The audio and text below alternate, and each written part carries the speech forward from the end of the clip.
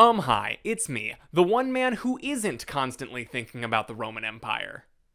But not for long. So recently I was watching Jeopardy, and I was kind of ashamed how few questions I could answer that weren't in the pop culture or media related categories. I want my knowledge to be more well-rounded, so I wondered what might happen if I selected a topic that I knew little to nothing about, and for 1 week only consume media that would further educate me on that topic. How much would I be able to learn in such a short amount of time? And I thought that ancient Rome might be a good topic to start with, because not only is it very broad, but also like a year ago there was that meme that it was all men could think about, but I couldn't relate to that. I'm more the type to always be thinking about Spider-Man. Well, Spider-Man and the horror of human existence. But I'm gonna do it. It's currently Sunday evening, so starting tomorrow morning, whatever I'm doing for entertainment, whether it be listening to a podcast or audiobook, watching a movie or series, or even playing a video game, they will all have to be in some way educating me on ancient Rome. Now, subtle flex, I do have a job, so this can't be something I dedicate my entire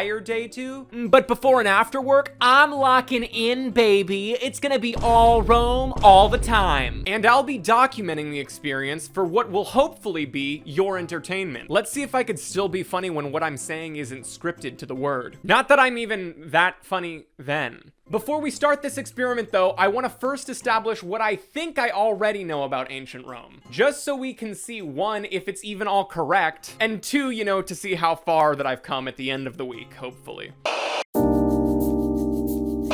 Okay, so there was an SNL skit like a year ago with Jason Momoa that was about the men constantly thinking about ancient Rome thing. The Roman Empire, ancient Rome. 5 times a day, it pops into my dome, which reminds me, they invented the dome. Just one of the reasons that I think about Rome. And I think it's hilarious. I've watched it like 50 times, so I think that all the information in that video, assuming it's correct, I would consider in my current knowledge base. So like they invented the dome. There's like a mythical origin where Romulus and his twin brother are like suckling from a wolf's teat. I hope that's right, because if not, where the fuck did SNL get that from? Most people think that people who fought in the Colosseum died, but that's not true. And ancient Roman statues weren't white like we imagine, they were painted in bright colors. Also, there was an Emperor Nero who killed his mother, and also Emperor Hadrian, I think, was gay. Great, they made human history woke now. Then outside of that video, I also know Caesar was an emperor, and I think he was getting like too powerful, so all of his cabinet like stabbed him on the same day in March. Then there's the thing where Brutus was the last one to stab him and he said "Et tu, Brute," but I think that's not historical, that's just from the Shakespeare adaptation. And then he came back to life and started an affordable pizza chain. I know there was like Octavian and Mark Antony, and they like both got with Cleopatra, I think. And I think one of them leaving her is possibly the reason that she commits suicide with a rattlesnake. But that would also have like sexist undertones, so I don't know if that's more like mythology that's been developed. And then Jesus, he was around during the Roman Empire, right? He was executed by the Romans. I think maybe under Emperor Constantine? Either Constantine was the one that Jesus was executed under, or Constantine was the first emperor to convert to Christianity.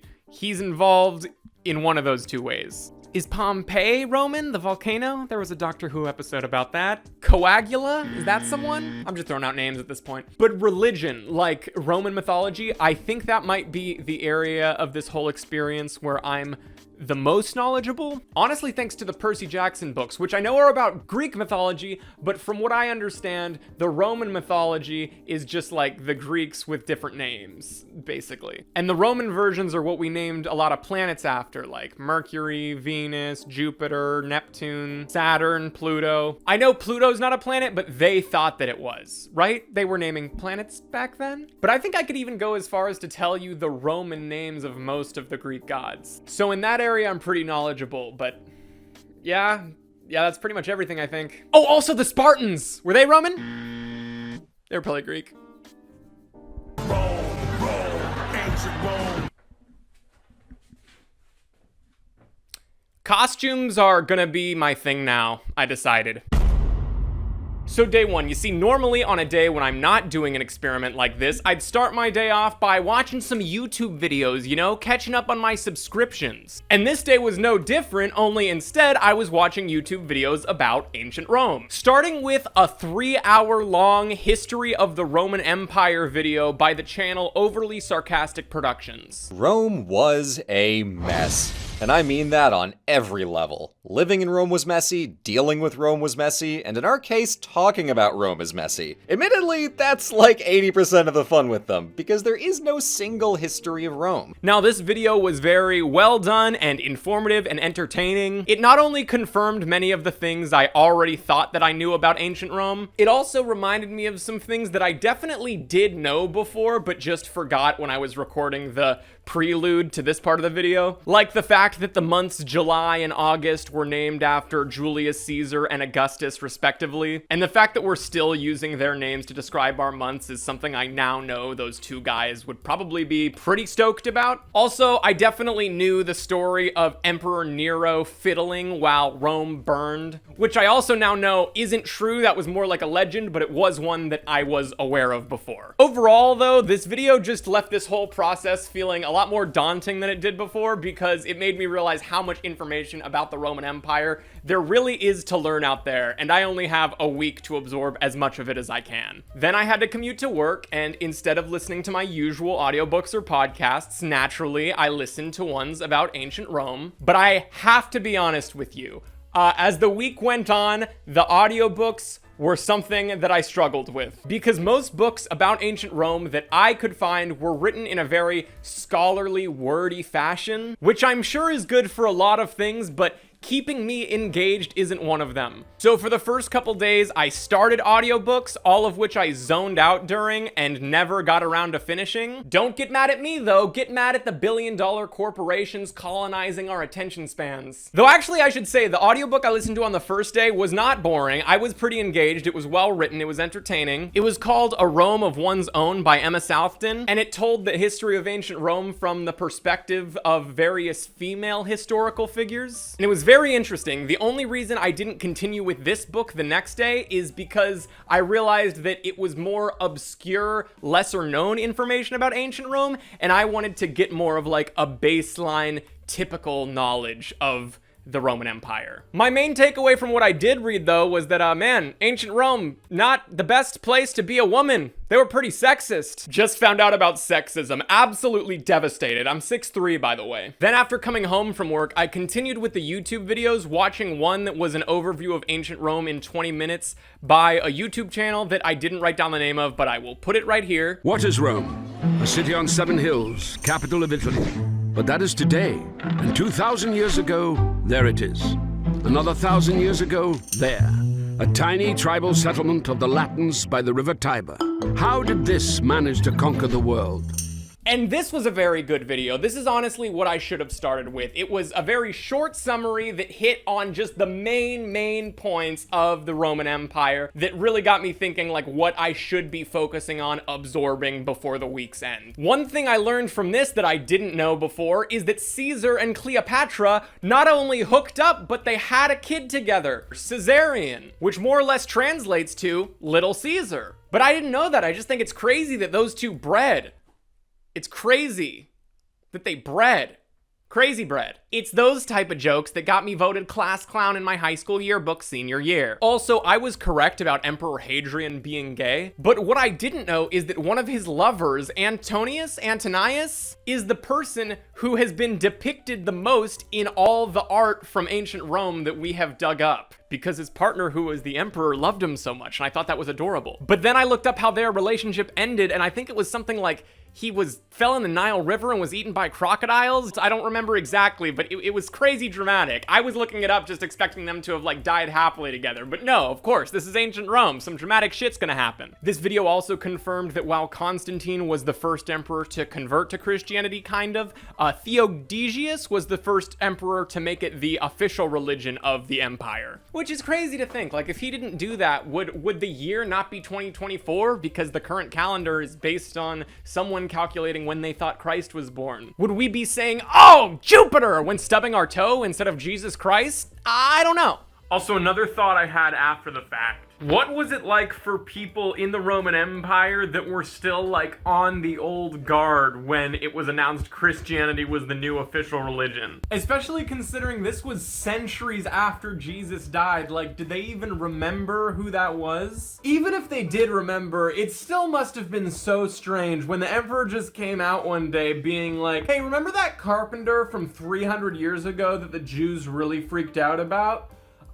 He's God now. But anyway, that video was so good that I gotta be honest, the one I watched afterwards was just that channel's same video about ancient Greece. Yet there were far more than 300 Spartans.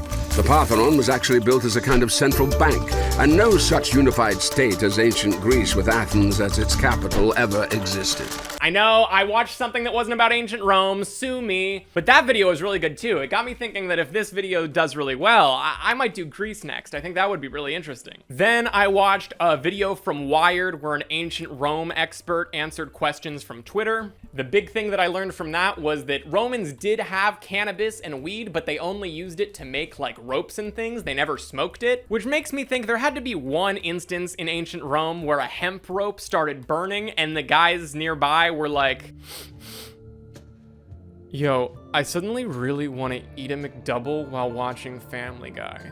Wait, dude, what even are those things? What's Family Guy? I don't know, I need to. Then I started a very long documentary on YouTube hosted by Rome scholar Mary Beard. What we really know about the Romans starts here. Do you think the whole camera crew put on helmets before going into the cave, or was it just her? But anyway, this documentary is pretty good. It had a strong focus on archaeology and talked a lot about the common folk living under the Roman Empire and their different trades. And it got me thinking, like, if I was born then, like if this exact same consciousness and brain chemistry just manifested 2,000 years before in Europe, what would I have done? YouTube videos didn't exist, so you'd have to assume I would have come up with some skill that I could market, some way to make a living, which would be a skill that's completely irrelevant now. It's just crazy to think, like, I might have it within me to be an amazing blacksmith or shoemaker or miner, like with a pickaxe. As might you, but since those aren't relevant or marketable skills today in the modern era, we'll never know. Then again, maybe I'll start blacksmithing as a hobby and realize how great I am at it. Maybe that's the next video. Can I become an expert blacksmith in 1 week? Also, obviously, a lot of the archaeological findings that they talked about in this documentary were like dishware, like vases and bowls and plates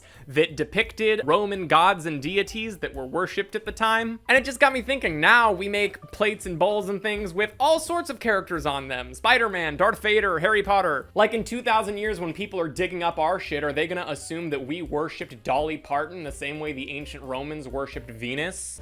There was a trickster deity, a god of science, demigods even, men made from iron. One folk hero by the name of Saul, they would invoke him or call upon Saul's name in times of dire need.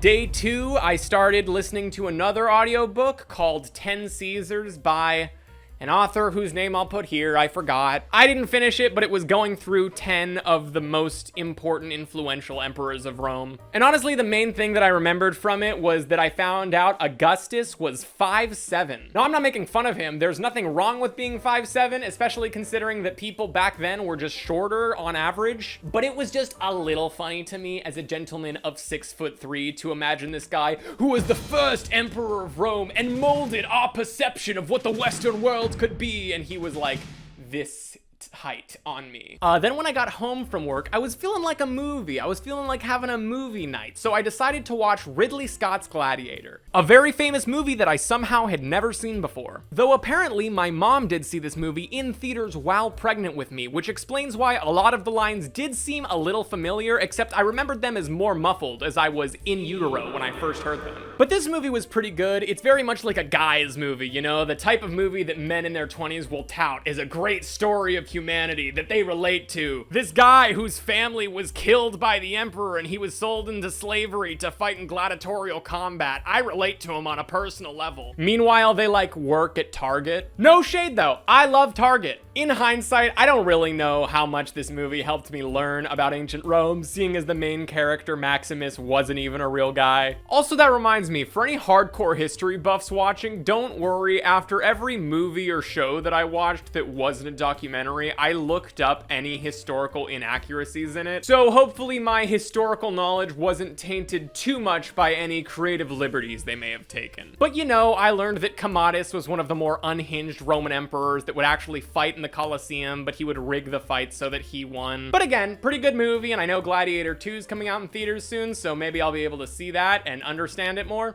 Nothing happens to anyone that he is not fitted by nature to bear. That's what I tell myself when I'm on the toilet after eating Chipotle. So on day 3, I started watching the 2005 HBO series Rome, which dramatizes the period in ancient Rome just before the fall of Caesar. And honestly, it's not a bad show. I'm glad I watched it. It was actually really helpful to me to have actors' faces that I could associate with all these historical figures as opposed to just statues and old coins. This show honestly kind of felt to me like an ancient Roman version of Game of Thrones. All the way down to having lots of graphic sex scenes, several of which were between siblings. In fact, this show is where I learned that Cleopatra was once married to her child brother. 'Cause incest is one thing, Philia's another. Cleopatra, why would you do that to your brother? Now, I understand that this marriage only happened for political reasons, and there's no way of us knowing if they ever actually shaboinged, but still weird to me. In addition to all the famous historical figures, though, the show also heavily focuses on common people within the Roman Empire, namely the characters Varenus and Polo, who are basically completely fictional in the show, but their names are actually taken from 2 soldiers that Julius Caesar himself mentioned in his personal writings. So these are basically just 2 normal guys that we're still talking about 2,000 years later, all because they had a memorable encounter with somebody that was a big deal. It's got me wondering, could I secure that same type of legacy by just doing something like farting in Paul McCartney's face? Oh, why would you do something like that, mate? I haven't smelled something that bad since my days in Liverpool. They have this conversation in episode 3 of the show about what they think stars are. What are they? Stars. Stars. They're holes in the celestial spheres. Holes through which the light of the heavens shine.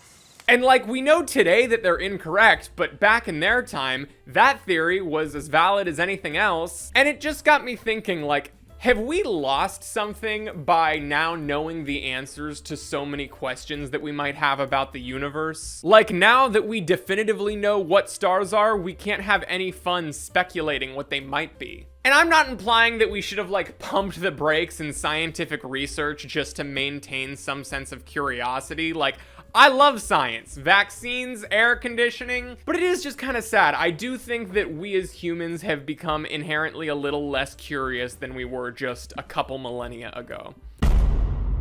Day 4, honestly, I just spent finishing the rest of season 1 of Rome. There is a season 2, but I decided to just stop at the end of season 1 where Caesar died in order to have more of a variety in the media that I consumed that week. For example, Day 5, I watched the 1960 film Spartacus starring Kirk Douglas, another extremely famous movie that I had never seen before. Now, I know what I'm about to say may piss off a lot of hardcore cinephiles, but I gotta be honest, sometimes with movies this old, my broken internet attention span has trouble focusing on them. But I'm happy to report that that actually wasn't totally the case with Spartacus. I quite liked it. It tells the story of Spartacus, played by Kirk Douglas, who is an enslaved man with Anakin hair that fights in gladiatorial combat with a comically tiny shield. Eventually, though, he leads a revolt against his master, which grows into a full-on slave rebellion against Rome. He also has a romance with Verenia, a woman who was enslaved with him. In the movie, the gladiators were basically given alone time with women as a reward for good behavior. And luckily for Spartacus and Verenia, the person they were randomly paired with turned out to be the love of their life. Would have been a very different story if they just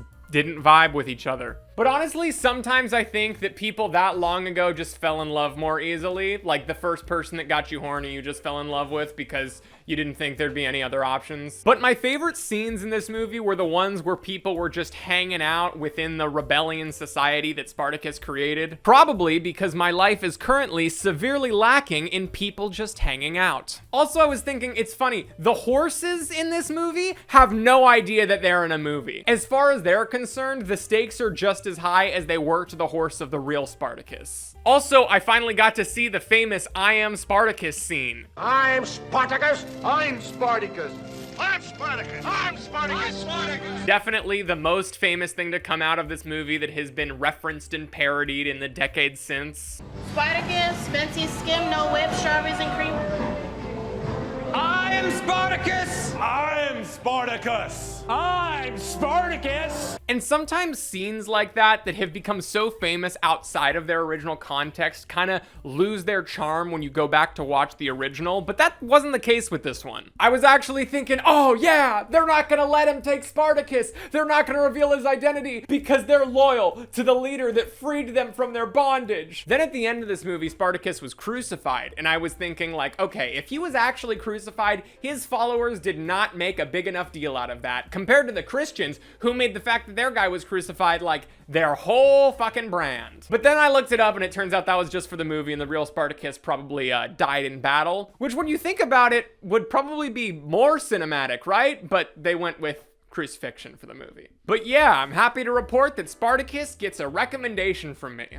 Unlike the movie that I watched next, 1963's Cleopatra starring Elizabeth Taylor. Now, when I'm talking about older movies that have trouble keeping my attention, this is what I'm referring to. Now, I'm actually somebody that can really enjoy a long movie when it's like an epic story that justifies the runtime. But even I'm saying that 4 hours is pushing it, brother. Honestly, the only historical thing that I feel I learned from watching this movie was about the Library of Alexandria. Now, I already knew that the Library of Alexandria was a library in Egypt that burnt to the ground, taking a lot of historical records and information with it. Aristotle's manuscripts, the Platonic commentaries, the plays, the histories, the testament of the Hebrew God. Diary of a Wimpy Kid, Diary of a Wimpy Kid Roderick Rules, Diary of a Wimpy Kid The Last Straw. But I didn't know that the fire was a result of a Roman presence in Egypt. So great. 5 minutes of the movie taught me that. What was the other 4 hours for? I think it was also difficult because this movie hit a lot of the same beats that the HBO Rome series did, but in my opinion, in a much less entertaining way. In fact, after I did some research, it seems like the most interesting thing about this movie is actually its production. Like, apparently Elizabeth Taylor was having an affair with Richard Burton, who played Mark Anthony. They walked so that Ariana and Ethan could run. Also, the producer of this movie, Walter Wanger, apparently shot a guy who was having an affair with his wife. But the crazy part is that was before he produced this movie. He shot a guy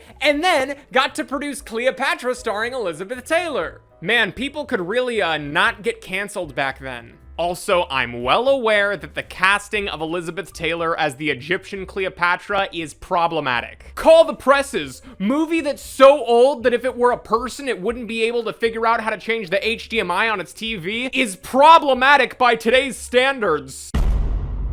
Day 6, I decided to watch Ben-Hur, which again is a very famous movie. Never seen it before. I decided this would be my one acknowledgement during this whole project that yes, Jesus was someone who lived and died during the time of the Roman Empire. I thought this would be a good pick because it does involve Jesus, but it isn't centered on him. Because I've seen enough movies and shows that are. But yeah, Ben-Hur stars Charlton Heston as Judah Ben-Hur, a Jewish socialite living during ancient times. Now, I knew that Charlton Heston also famously portrayed Moses in the Ten Commandments, and it got me wondering, is he Jewish? So I looked it up and no, he is not. So why did he play so many Jewish characters? Was he like a weeaboo for Jewish people? A weeajew? Gesundheit? But the plot of this movie is honestly just pretty similar to the plot of Gladiator. Ben-Hur is betrayed by an old friend that's a Roman general and sold into slavery. Only instead of becoming a successful gladiator, Ben-Hur becomes a successful chariot racer, and eventually has to face off against the friend that betrayed him in a chariot race. Now, the famous chariot race scene in this movie I had actually seen before in film classes, but like the I Am Spartacus scene, it was nice to finally see it in context. But yeah, other than that,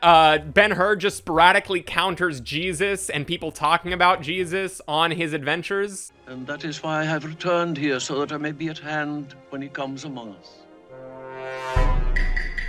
He is near.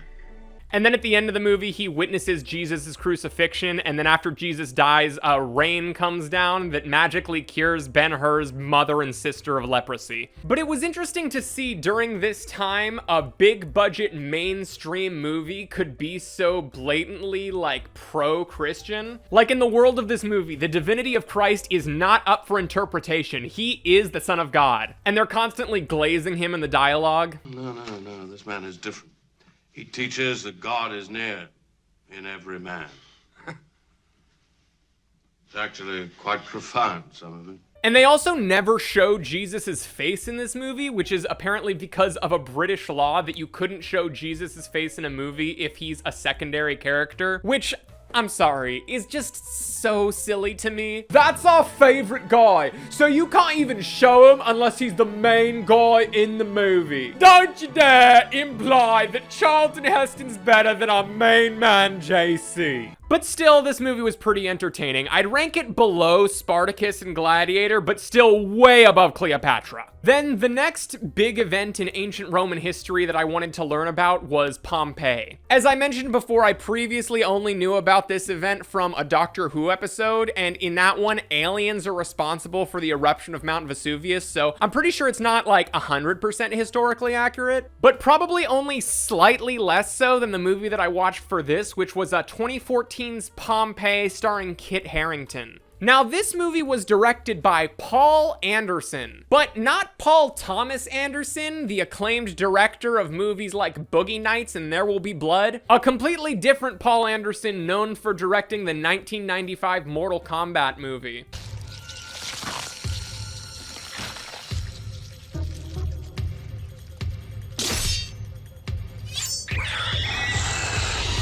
And no shade to him, but I wonder if Kit Harington or anybody else in this movie signed on thinking they were gonna work with Paul Thomas Anderson, only to find out that it was not him. Kind of like how Bill Murray agreed to do the Garfield movie because it was written by Joel Coen, who he thought was Joel Coen of the directing duo the Coen brothers, only for it to be a completely different Joel Coen. I really know a lot of useless information, don't I? But anyway, the movie Pompeii was bad. But not boring like Cleopatra. Luckily, it was more the kind of bad where you can take a weed gummy and watch it with your friends and laugh. But tell me if this plot sounds familiar. Kit Harington is a person whose family was killed by Romans, and then he is sold into slavery, where he becomes, you guessed it, a gladiator, and eventually has to face off against the person responsible for his family's death. I know gladiators are the aspect of ancient Rome that fascinates most people, but can't we find a slightly more original plot, please? Weirdly, in Gladiator, Spartacus, and this, the main characters all befriend a black guy while working as gladiators. Which is fine, it's just a weirdly specific trope. Also, does the plot sound familiar if I phrase it like this? A poor hot guy falls in love with a hot rich girl, but they can't be together because she is betrothed to marry this rich jerk. And then at the end of the movie, the couple has to survive a famous historical tragedy. It's Titanic, only in Rome and from the director of Mortal Kombat. What else? Despite being a slave, Kit Harington's hair is like perfectly styled in every scene. Also, he's from like a Celtic tribe of horsemen, so that's why the girl likes him, because he's really good with horses and knows how to like put one down peacefully. And then at the end of the movie, guess what they escape on together? I realize this video's kind of devolved from me trying to educate myself on Roman history into just me talking about movies, which is what all my other videos are. But I'm having fun, hope you are too. And I got the gist of the event from this movie. A volcano erupted next to a town and a lot of people died. So I'm sure you can understand that on day 7, the last day of this whole project, I was starting to feel kind of burnt out on ancient Roman media. A lot of it was very good and entertaining, but you know, variety is the spice of life, and I heard that new Penguin show's good. I want to watch it, but I knew I had to finish out the week, but I at least wanted to do so with something that was low stakes and entertaining that I could just throw on, kick back, and enjoy without thinking about it too much. And for that, I decided to go with Horrible Histories, the movie Rotten Romans. Now, if you don't know, Horrible Histories is a British educational comedy media franchise for children. They've got books, they have a very popular TV show, and one movie, which is this. Now, this is a British children's comedy movie, so definitely not everyone's cup of tea, haha. But as someone that's always liked British humor, I was pretty entertained by this. Their roads are excellent. So straight, you know? How could you not like that? I don't think Dougal likes it. It's the type of comedy movie that just has so many jokes that even when one doesn't land, you're distracted by the next one that does. And I honestly found myself chuckling several times throughout. That must be him. That must be poor Linus, the governor. He's a lot smaller than he looks in the mosaics. There was a lot of recognizable British talent in this movie. Derek Jacobi, Nick Frost, Warwick Davis. Ncuti Gatwa, who plays the most recent Doctor who I love. This movie doesn't have much of a plot, but being a British production, it makes sense that it focuses on like the beginning of British resistance towards ancient Roman rule. I learned about Boudica, who is like a Celtic queen that tried to start an uprising against Rome. I saw they recently made a drama film about her that I considered watching after this, but I watched the trailer and it looked really bad, so I didn't. This movie is also a musical. Isn't it funny how I don't need my money? Oh yeah, I'm a big boy now. Now, I'm someone that loves musicals, but I wasn't really vibing with the songs in this one. I was more entertained by all the other parts of the movie. But I also know that the Horrible Histories TV show is known for its songs, so the movie like had to have some too. This was also the first time that I saw a parody of the I Am Spartacus scene after seeing the original, but in a very childish way. Who is that?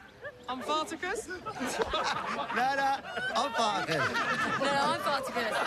But I hope you don't mind. I decided to clock out early on day 7, and Rotten Romans the movie is the last piece of ancient Rome media that I consumed, making this 7-day research project officially complevit, which is finished in Latin. I only know that because I looked it up on my phone just now. So, am I now an expert on ancient Rome? No. It takes years of research and study to become an expert on any topic, especially one as vast and complex as ancient Rome. But do I feel much more knowledgeable about this subject than I did just 1 week ago? Yeah, I think so. I have already gotten a couple Jeopardy questions right that I wouldn't have before starting this project. And I think it's just cool that in the span of 1 week, I was able to go from completely clueless about a topic to having what I think is a decent amount of background knowledge of it. So, closing thoughts on this whole experiment. Despite being a technologically very different era, ancient Romans didn't live all that long ago, and they were the same species as us and desired a lot of the same things that we do today. The desires for human connection, financial stability, a government that will take care of them, answers to questions that we have about the universe. And despite working so well for so long, it eventually collapsed and its different parts became divided on one another. I'm gonna be really off the cuff here. I'm recording this a couple days before the US presidential election,